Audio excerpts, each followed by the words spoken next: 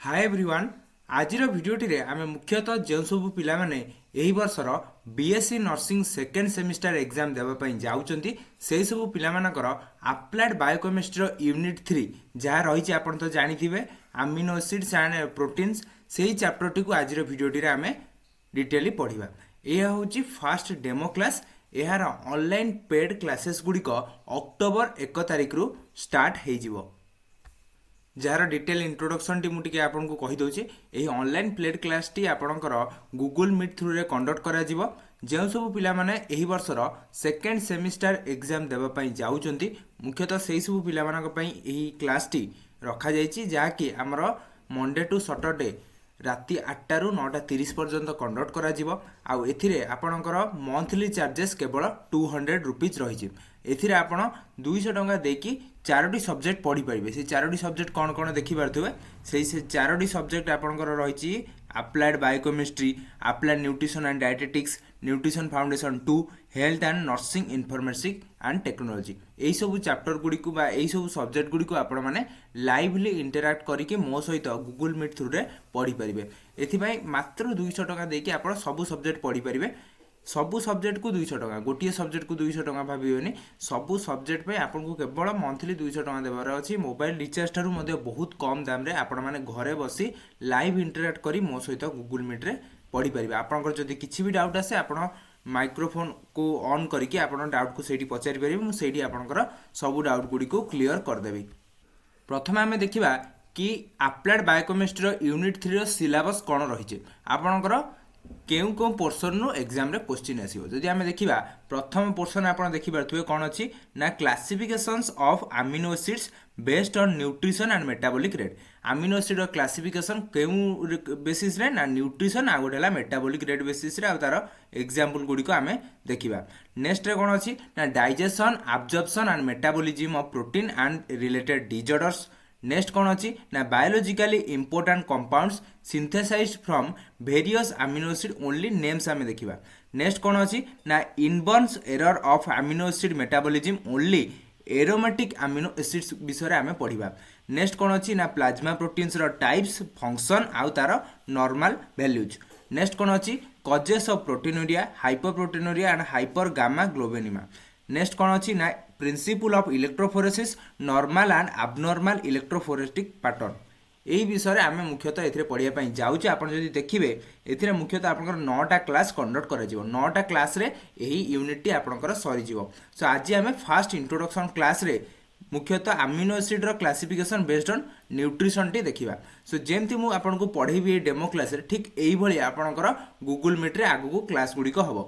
जदि आप रजिस्ट्रेशन करने चाहूँगी जो व्हाट्सएप नंबर दिखाई से व्हाट्सएप नंबर रे आपण मैंने आज 200 टंका देकी रजिस्ट्रेशन करेंगे। आ फास्ट मंथ आपको आउ कि पेड करने पड़ोनी से पैसा रे आपण मैंने यही फास्ट मंथटा फ्रीली देखिपारे। आपन को जदि तापर भल लगुच ताले आपण मैंने कंटिन्यू करेंगे। नेक्स्ट देखा introduction to proteins and amino acids. प्रथम आम कि प्रोटीन आउ अमीनो एसिड इंट्रोडक्शन देखा। आम कौन देखा ना आमर 1839 रे जड़े डच केमिस्ट थिले तांको ना जी जे मुल्डर। सी कौन करथिले ना सी जेतेबेले किछि सब्सटेंस विषय इन्वेस्टिगेशन करथिले जो गुडी को आमर मुख्यतः कोडी देखा जानती ना आपण जो देखिबे से गुडी को मिल्क आउ एग रे देखा जानती। आ से गुडी को जदि देखिले से कौन देखिले ना जेतेबेले आम ताको हिट कले से गुडी को कौन हे जाउछन ना कोआगुलेट हे जाउछन। आ से कंपाउंड गुडी को कौन थिले ना नाइट्रोजिनस कंपाउंड। सेतिरे नाइट्रोजन नो प्रेजेंस से देखिया को पाइथिले। सो एहा को देखि आउ जने साइंटिस्ट आसिले से किए ना स्वीडिश साइंटिस्ट जे बर्जिलियस। यही हूँ जे बर्जिलियस देखि पारथुबे। ये जे बर्जिलियस आ ये तले देखि पारथुबे तांको फोटो दिया जायछि सी हूँ जे मुल्डर। ये कौन कले ना जे बर्जिलियस मुल्डर को सजेस्ट कले कि सही सब्सटेंस को आमे कौन कहि परिबा ना this substance should be protein. So ये हैला प्रोटीन रो डिस्कवरी। आ से प्रोटीन गोटे ग्रीक वर्ड रो आसीचे। से ग्रीक वर्ड रो ना कोन ना प्रोटिओज। प्रोटिओज माने कोन ना प्राइमरी और होल्डिंग प्लेस टुगेदर। आम जो देखा होल्डिंग प्लेस टुगेदर आउ pre eminent because Bergelius thought them to be most important biological substance. Now we know the proteins are the fundamental and structural component of the body. आम body को तैयारी करने सबुठारु fundamental और structural component किए ना protein. आ से गुडी को आम आउ कौन कहूचे ना these are nitrogenous macromolecule composed of many amino acid. बहुत गुड़े आमिनो एसिड को लेकिन आमर यही प्रोटीन गुड़िक तैयारी सो एगुड़िक तो आम तार इंट्रोडक्शन देखिले डिस्कवरी देखिले ये डिस्कवरी आमको केवल 3टी पॉइंट मन रखिबार अच्छी गोटे प्रथम पॉइंट कौन ना जी.जे. मुल्डर डिस्कवर्ड प्रोटीन को किए डिस्कवर करते ना जी.जे. मुल्डर यही जो साइंटिस्ट देखिपे। नेक्स्ट हूँ बर्जिलियस कौन कले ना यही प्रोटीन टर्म टी को देते Berzelius coin the term proteins तापर कौन मन रखा पड़ो ना proteins are generally the polymers of amino acids amino acid रो पॉलीमर को ही आम प्रोटीन कही था।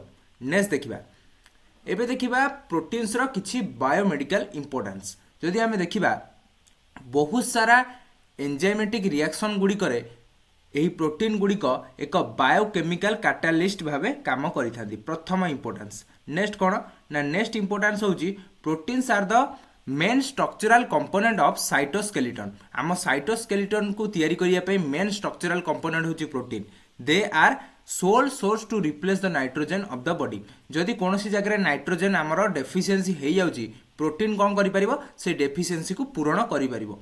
Proteins are known as immunoglobins proteins को आम आउ कौन कहूचे ना इम्यूनोग्लोबिन्स कहूचे it is serves as the fast line defence against the bacterial and viral infection आमर जदि किसी बैक्टेरियल वायरल इन्फेक्शन होची तार फास्ट लाइन ऑफ डिफेंस किए ना proteins. Next several hormones are protein in nature बहुत गुड़े आमर जो हार्मोन गुड़िक कौन ना प्रोटीन नेचर होती structural proteins furnish mechanical support and some of them like actin myosins are contractile फोर्सन आप देखिए जदि बहुत गुड़े कंट्राक्टाइल प्रोटीन्स भाव में किसी आपणकर प्रोटीन्स गुड़िक था जमीक ना हूँ एक्टिन मायोसिन एम काम कौन ना मुख्यतः it helps in movement of muscle fibres microvilli आमर माइक्रोविली आ मसल्स फाइबर मूवमेंट रे यही सब प्रोटीन गुड़िक साहाय्य करती। नेक्स्ट देखिए जदि some proteins present in cell membrane cytoplasm and nucleus of the cell act as a receptor एमती किसी भी प्रोटीन अच्छा जो मैंने आम सेल मेम्ब्रेन साइटोप्लाज्म और न्यूक्लियस रही रिसीप्टर भाव काम करते the transport proteins carry out the function of transporting specific substance either across the membrane of the body fluid और इन द आवर बॉडी आमर बॉडी फ्लूइड रे बहुत गुड़े प्रोटीन्स गुड़िक ट्रांसपोर्ट आउ आमर विभिन्न प्रकार सब्सटेंस को गोटे जगह को ट्रांसपोर्ट करिवारे काम करथांती। नेक्स्ट जदि आम देखिबा नेक्स्ट फंक्शन कौन ना storage proteins bind with specific substance and store them किसी स्टोरेज प्रोटीन था जमीक iron is stored as ferritin गोटे स्टोरेज प्रोटीन जे कि विभिन्न प्रकार सब्सटेंस को स्टोर करिवारे साहाय्य करती। नेक्स्ट देखिबा जदि आउ कौन ना नेक्स्ट फंक्शन होची few proteins are constituents of respiratory pigments विभिन्न प्रकार रेस्पिरेटरी पिगमेंट किसी प्रोटीन कन्स्टिट्यूएंट भाव में काम करती ता छड़ा इलेक्ट्रॉन ट्रांसपोर्ट चेन किंबा रेस्पिरेटरी चेन गुड़िक एगुड़िक देखा जाए जमीक साइटोक्रोम हेमोग्लोबिन मायोग्लोबिन एगुड़ा हूँ गोटे गोटे प्रकार इंपोर्टेंट प्रोटीन्स। नेक्स्ट हूँ under certain condition proteins can be catabolized to supply energy एमती किसी कंडीशन में आसते आप जानते कि कार्बोहाइड्रेट फैट्स आमको एनर्जी प्रोवाइड करती कि जदि आमर कार्बोहाइड्रेट फैट्स छड़ा माने कार्बोहाइड्रेट और फैट्र डेफिशिएंसी अच्छी आई जगह आमको एनर्जी दरकार पड़ुची प्रोटीन एनर्जी आमको दे पारे।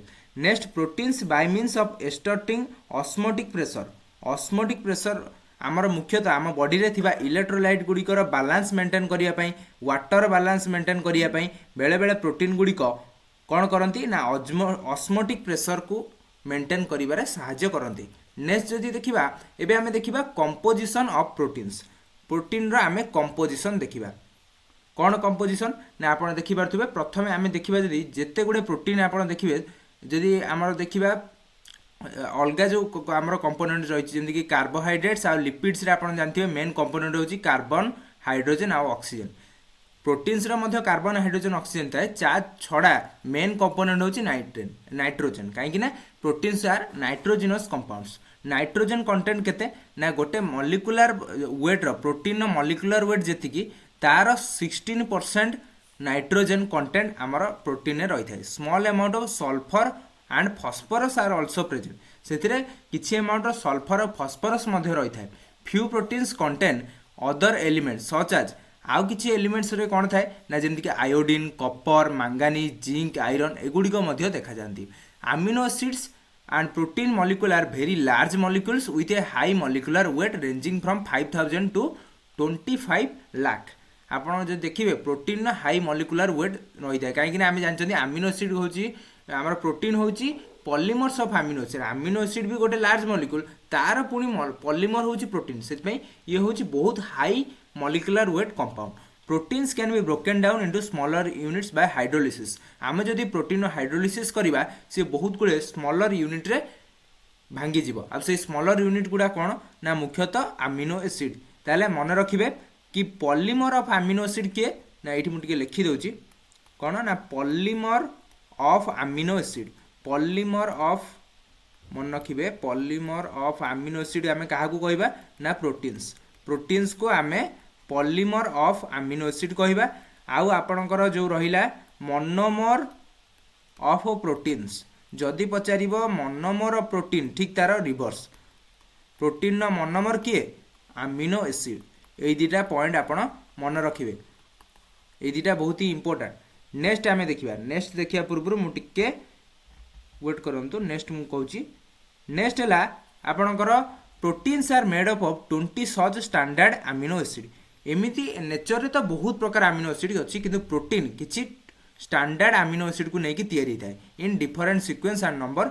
सो an indefinite number of protein can be form. So जेहेतु 20 प्रकार अमीनो एसिड को लेकिन आम प्रोटीन तैयारी होछि, ताले बहुत प्रकार कॉम्बिनेशन ने बहुत प्रकार प्रोटीन तैयारी हो पारिबो।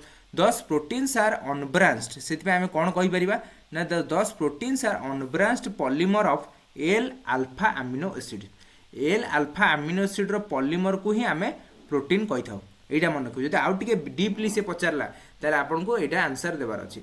नेक्स्ट कोन ना L alpha amino acids are general formula. L alpha amino acid रो जनरल फार्मूला आपन देखि पारथुबे, एटा होची L alpha amino acid. L alpha amino acid काहे की कहूचे ना देखि पारथुबे, the amino acids are termed as कोन ना amino acids are termed as alpha amino acid. काहे की ताको आमे अल्फा अमीनो एसिड कहूचे ना if both carboxylic group and amino acid groups are attached to the same carbon atom. जदि carboxylic आ अमीनो एसिड दीटाक सेम ग्रुप कार्बन एटम रे लागि थिबो, देखि पारथुबे एटा होची हमर कोन कार्बोक्सिलिक ग्रुप, एटा कार्बोक्सिलिक ग्रुप, एटा होची अमीनो ग्रुप। से कोन करची गोटिए कार्बन एटम को लागि छि कि नै, एटा गोटिए कार्बन एटम ता सहित लागि छि, सेहि पे आमे ताकू कोन कहूचे ना अल्फा अमीनो एसिड। आ अल्फा अमीनो एसिड दुईटा फॉर्म में रही पारिबो, गोटे हला जनरल फॉर्म आ गोटे हला आयोनिक फॉर्म। एटा हला तारा आयोनिक फॉर्म मन रखिबे, एटा हला आयोनिक फॉर्म आ एटा हला तारा जनरल फॉर्म। सो ये थिला तारा जनरल स्ट्रक्चर। नेक्स्ट देखिबा एबे classification of amino acid on the basis of nutritional requirement. आमे पढ़िथिले कोन ना आमे पढ़िथिले आमर क्लासिफिकेशन आमर सिलेबस अनुसार एठू आमर सिलेबस स्टार्ट होची। काहे कि ना आ पूर्व हम जो बेसिक टर्मिनोलॉजी गुडा कहली से बेसिक टर्मिनोलॉजी गुडा आपनकर एही क्लासिफिकेशन दरकार। जदि आपण से गुडी को जान न थाले ताले क्लासिफिकेशन बुझिया पे आपन को डिफिकल्ट होइथांदा, तो सेति पे हम से गुडी को आपन को कहली। सो एबे हमें देखिबा अमीनो एसिड रो क्लासिफिकेशन। हमें जो देखिबा टोटल आमर स्टैंडर्ड अमीनो एसिड केतरा अछि ना स्टैंडर्ड अमीनो एसिड आमर 20 टा रहिछि। से 20 टा अमीनो एसिड को हमें तार न्यूट्रिशनल रिक्वायरमेंट अनुसार विभिन्न प्रकार डिवाइड करछे। जदि हमें देखिबा न्यूट्रिशनल रिक्वायरमेंट द्वारा एगुडी को मुख्यतः हमें जो देखिबा दुई प्रकार डिवाइड करा जायछि, गोटे हला इसेंशियल अमीनो एसिड आ गोटे हला नॉन इसेंशियल अमीनो एसिड्स। जदि देखिबा इसेंशियल अमीनो एसिड 10 टा, नॉन इसेंशियल अमीनो एसिड 10 टा। 10 amino acids are essential and other 10 are non essential. एइडा हला तार आपण देखि पारथुबे टाइप्स। ता पूर्व आपन को जदि स्ट्रक्चर जानिबार अछि, ये हला तार स्ट्रक्चर बहुत गुड़े। एइडा होछि आपनकर अमीनो एसिड कोन कोन ना देखि पारथुबे, ग्लाइसिन गोटे, अलानिन गोटे, सेरिन, तापरे कोन threonine, cysteine, valine, leucine. Next होछि isoleucine, methionine, prolines, phenyl alanine, tyrosine, tryptophan, aspartic acid. Next होछि आपनकर देखि पारथुबे ग्लूटामिक एसिड। ग्लूटामिक एसिड पर एस्पर्टाइन, asparagine, glutamine, histidine, lysine. Next होछि आर्जिनिन। सो एगुड़ा होछि हमर 20 स्टैंडर्ड अमीनो एसिड स्ट्रक्चर। आ तळे देखि पारथुबे एगुड़ा तार कोन लिखाइ छि ना एटा होछि तार मॉलिक्यूलर फार्मूला। आपन जदि चाहिबे एई सब 20 अमीनो एसिड रो मॉलिक्यूलर फार्मूला ता सहित तार स्ट्रक्चर को मन रखि पारिबे। काहे ना बहुत सारा एग्जाम रे आपनकर पचारि पारे, एंट्रेंस एग्जाम रे मध्ये हेल्पफुल हबो। सेति आपन आर स्ट्रक्चर सहित मॉलिक्यूलर फार्मूला मध्ये मन रखि पारिबे।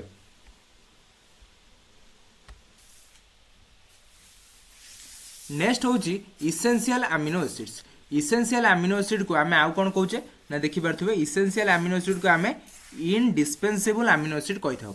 आर डेफिनेशन कौन ना the amino acid which can not be synthesised by the body therefore needed to be supplied through the diet are called essential amino acid जो अमीनो एसिड गुड़िक आम body रे synthesise हो पार नथांती एहाकु आमे डाइट रे नेबाकू पड़िଥାଏ एही सब अमीनो एसिड को आमे कोन कहिथाउ ना इसेंशियल अमीनो एसिड ए इसेंशियल अमीनो एसिड गुड़िक मुख्यतः they are required for proper growth आम बॉडी रो प्रॉपर ग्रोथ आउ बॉडी रो मेंटेनेंस पई एही अमीनो एसिड गुड़िक बहुत ही essential 10 amino acids are listed below यही सब आमर अमीनो एसिड गुड़िक मुख्यतः आपन जो देखिए यही सब अमीनो एसिड गुड़िक होची आमर इसेंशियल अमीनो एसिड कौन कौन देखि पारथुवे तार ना सब लिखाई मन रखिए कौन कौन ल्यूसिन नेक्स्ट होची isoleucine methionine threonine valine lysine phenylalanine tryptophan आउ गोटे होची आर्जिनाइन सहित थ्रियोनाइन सो एगुड़िक आप मन रखिए एगुड़ा होची इसेंशियल अमीनो एसिड्स रो एग्जाम्पल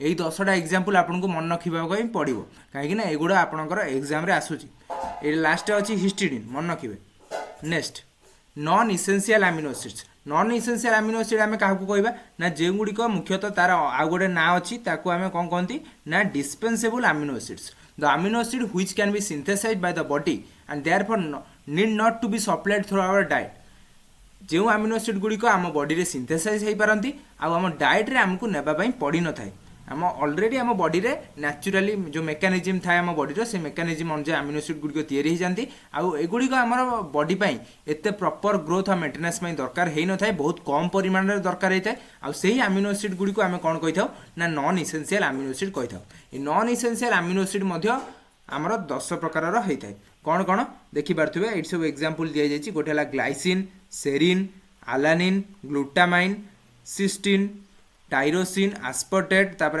आस्परजिन ग्लूटामेट नेक्स्ट होची प्रोलिन एगुड़ा होची तार एग्जांपल मन रखिए नेक्स्ट होची आउ गोटे स्पेशल टाइप रो कौन रहिला ना semi essential amino acid semi essential amino acid आमे काहाकू कहबा ना सेमी इसेंशियल अमीनो एसिड होची एमिति दी प्रकार आमर अमीनो एसिड अच्छी जो गुड़िक है कौन ना सेमी इसेंशियल माने कौन ना सेमी इसेंशियल होची द टू अमीनो एसिड मुख्यतः कौ दीटा मन रखिए तार ना गुड़ा गोटे है आर्जिनिन आ गोटे है हिस्टिडिन यही दीटा अमीनो एसिड आमर बॉडी रे केवल आडल्ट मानक बॉडी रे एगुड़िक सिंथेसाइज हो पारती ग्रोइंग चिल्ड्रेन को बॉडी रे एगुड़िक सिंथेसाइज हो पारती नाही आउ सेथिपई आमे एहाकू सेमी इसेंशियल अमीनो एसिड कहि थाउ टोटाल आपण जानिथिबे 10टा आमर इसेंशियल अमीनो एसिड अछि ता भितरु आमे जदि देखिबा 10टा भितरु 8टा होची एब्सोल्युटली इसेंशियल आउ जो दीटा रहिला मुख्यतः आर्जिनिन आ हिस्टिडिन एगुड़िक होची आमर